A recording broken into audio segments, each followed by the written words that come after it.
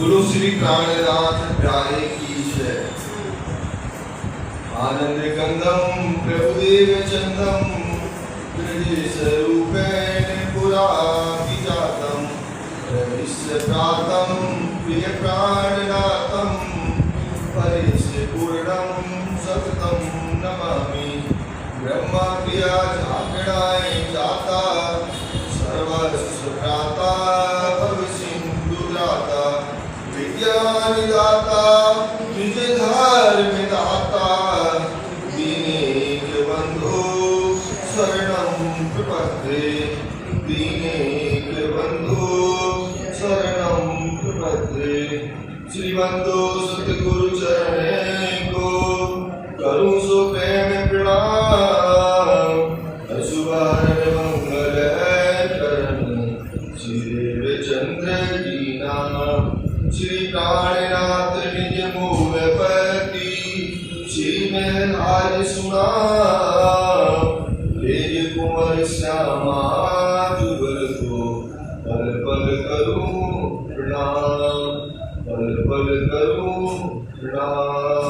गुरु श्री प्राणनाथ प्यारे।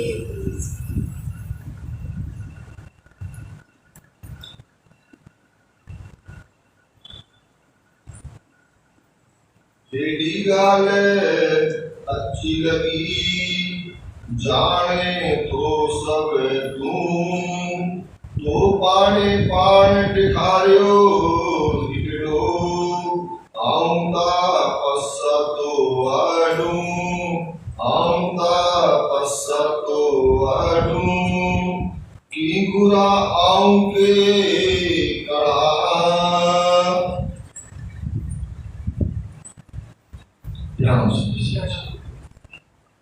महंतम बुद्धि के सागर हादी सतगुरु श्री प्राणनाथ जी बड़े मत के धनी।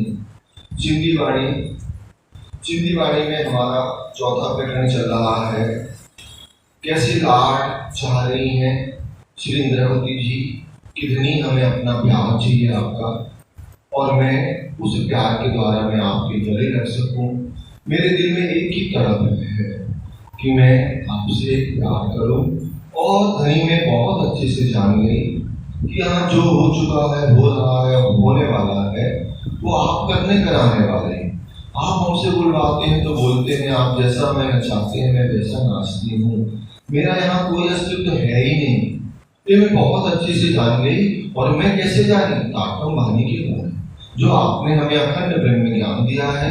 उस अखंड ब्रह्म ज्ञान से हमें पता चला कि आप कहाँ से असल से और यहाँ तक आखिर तक जो भी है धनी सब आपकी हुकूमत है। आप ही साहिब हैं। इस बात को हमने बहुत अच्छे से अपने दिल में दृढ़ कर लिया।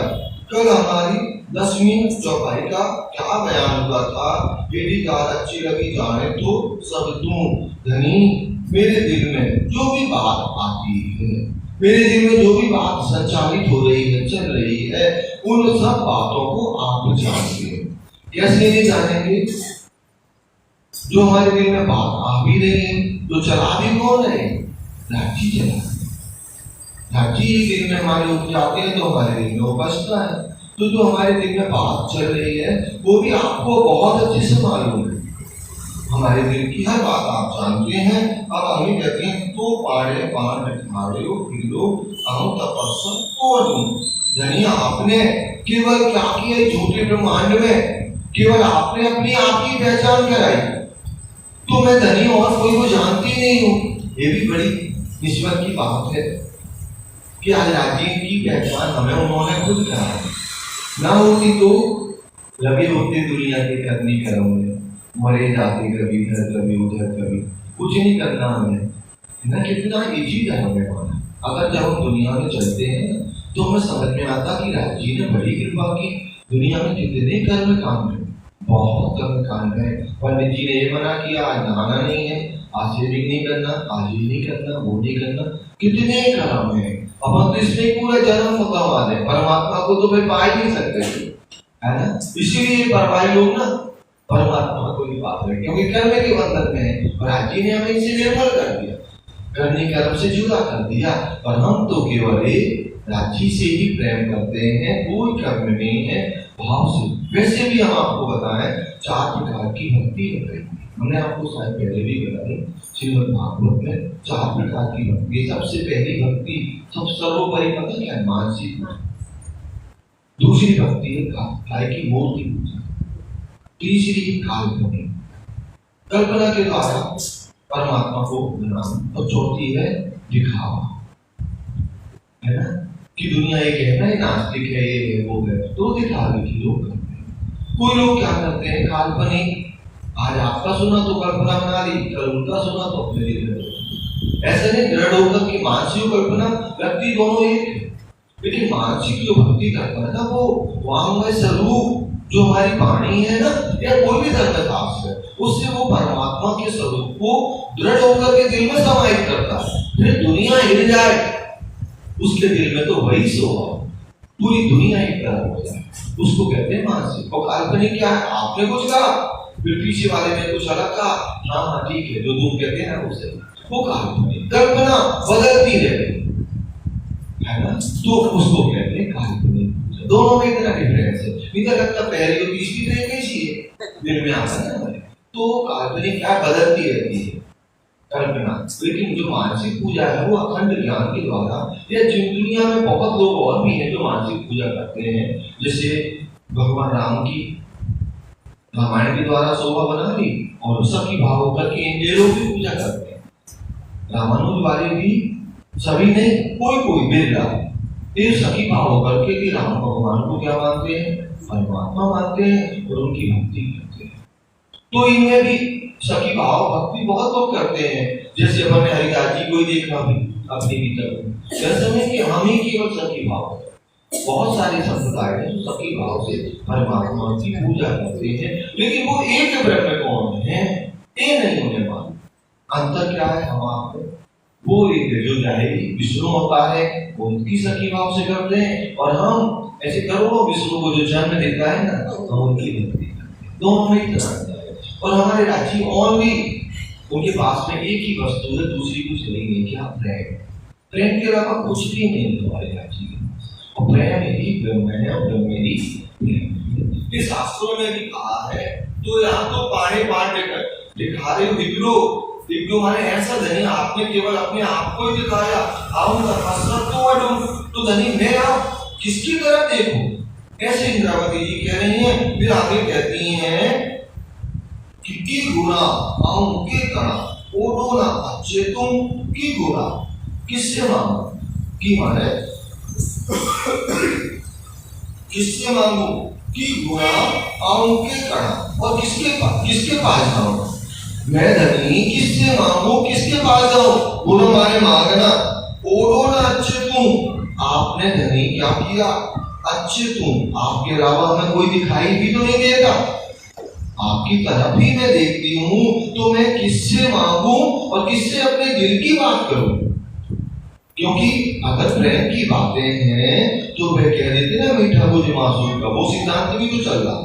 अब हमारे दिल में राज्य का प्रेम है, तो हम सोचे अपनी सखी को बता दें, किसी को बता दें। लेकिन प्रेम एक ऐसा प्रेम है कि अब राज्य हमसे बात कर रहे हैं, हम राज्य से, हम अब एक कैसे जाने? जैसे अभी आगे आएगा कि ब्रह्मंगना या पीछे निकल गया, ब्रह्मंगना को राज्य जो लज्जत देते हैं, जो सुख देते हैं ना, इन झूठे ब्रह्मांड में अखंड में नहीं। वो एक सखी दूसरी सखी से भी नहीं कहती। हमने अभी पढ़ा हुआ है, आपने देख सुना, याद हो या ना हो गए, अभी हमें वाणी में ही हमने राजी ने बताया कि अगर उसको लग भी जाए कि पक्की ब्रह्मंगना है, लेकिन कई सुख ऐसे मीठे होते हैं वो उससे भी नहीं कहती, वो अपने आनंद में ही डूबी रहती है, मतलब राजी से ही कहेगी वो।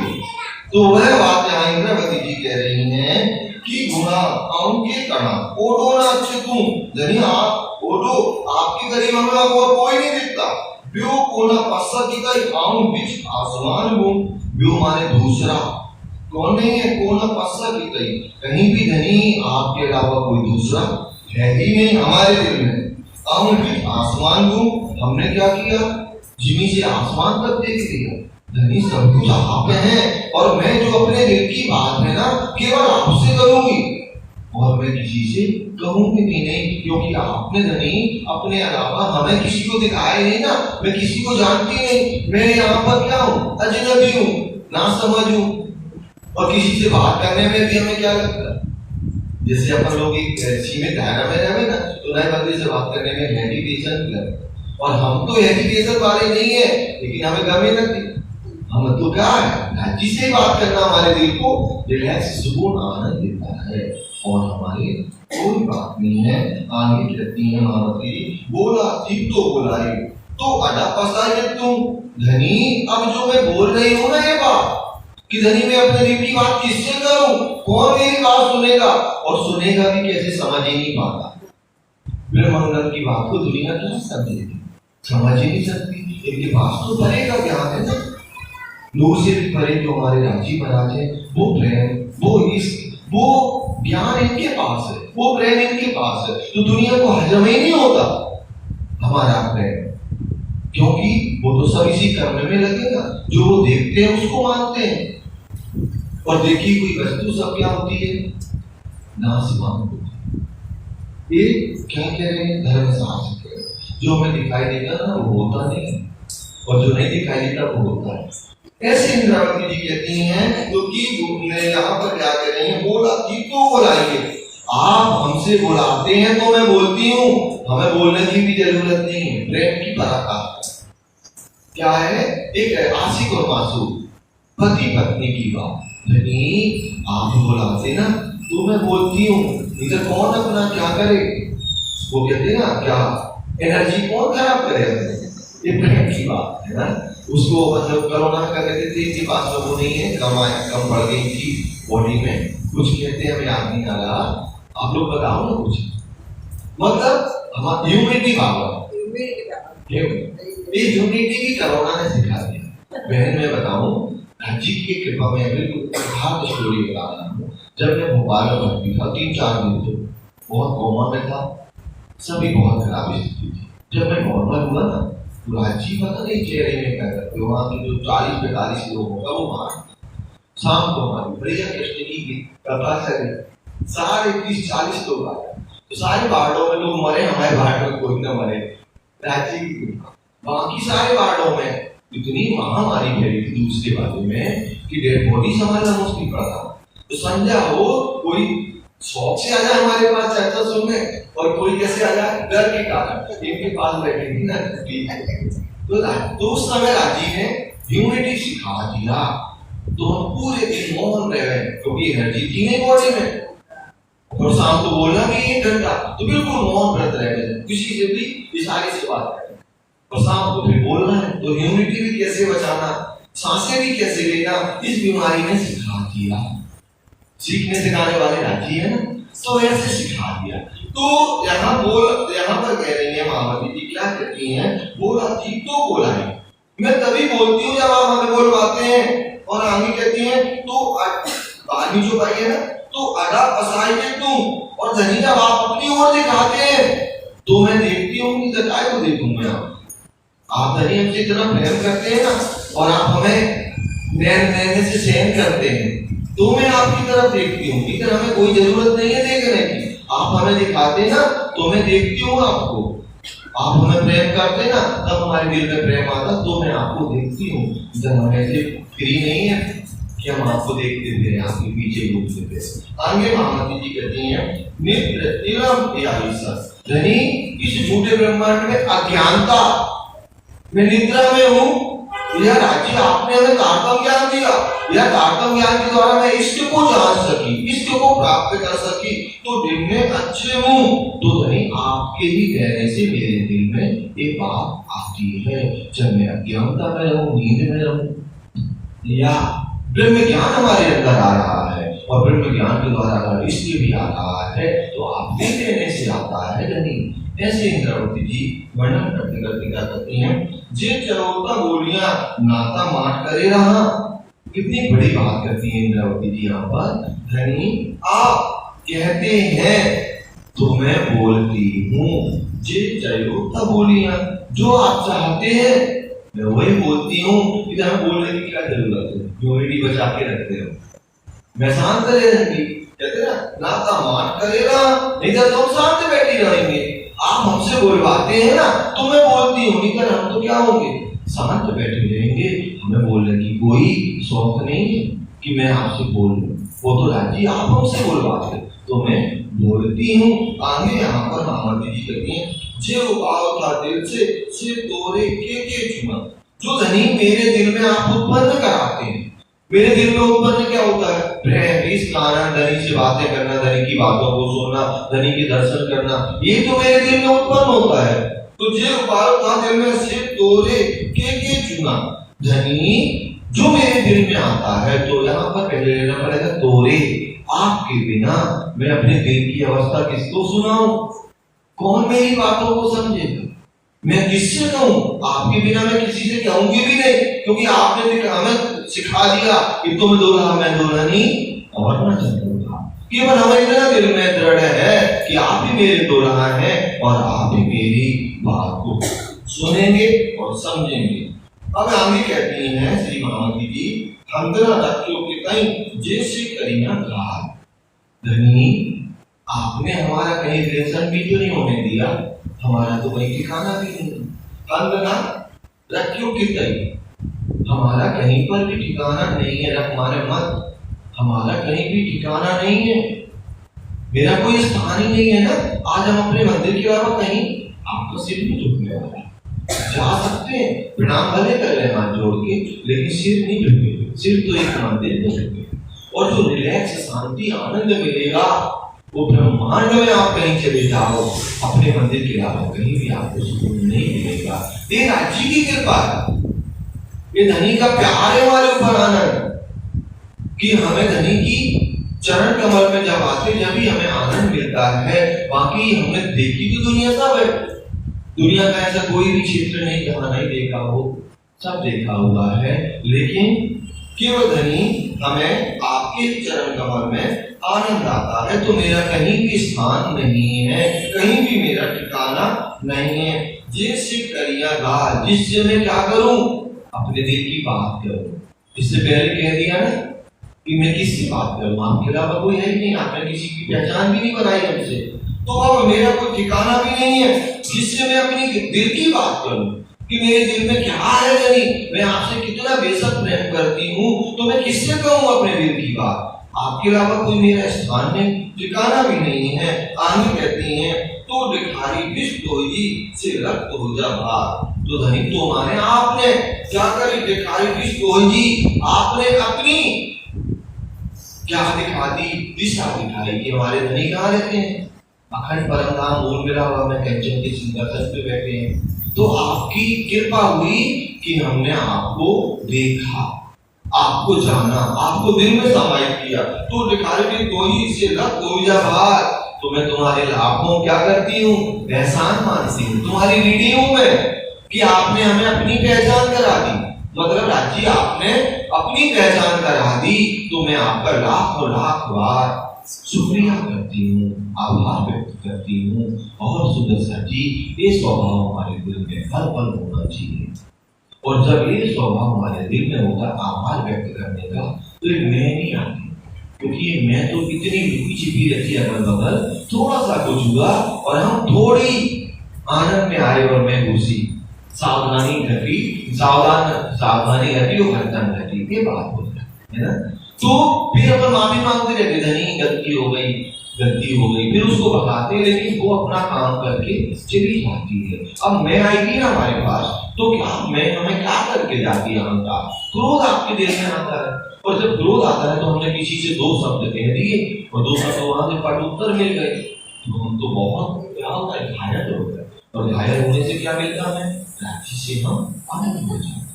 ऐसे श्री महामती जी वर्णन करती हैं कि धनी आपने अपनी पहचान कराई, मैं दिल में बहुत अच्छे से दृढ़ हो गई कि आप सर्वशक्तिमान परिधान मैंने के सागर हैं।